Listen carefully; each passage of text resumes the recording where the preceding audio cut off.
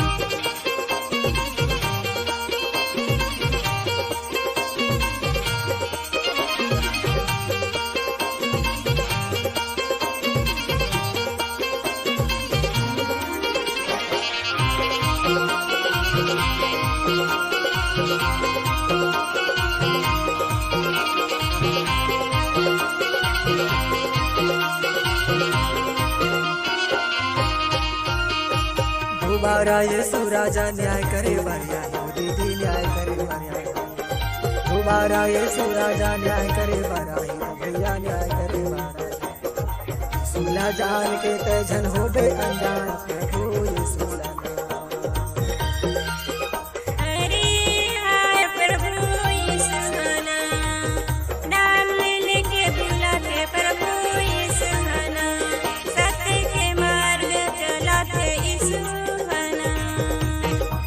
हरे हाय प्रभु यीशु नाम ले लेके बुलाते प्रभु यीशु सत्य के रास्ता में चलाते यीशु।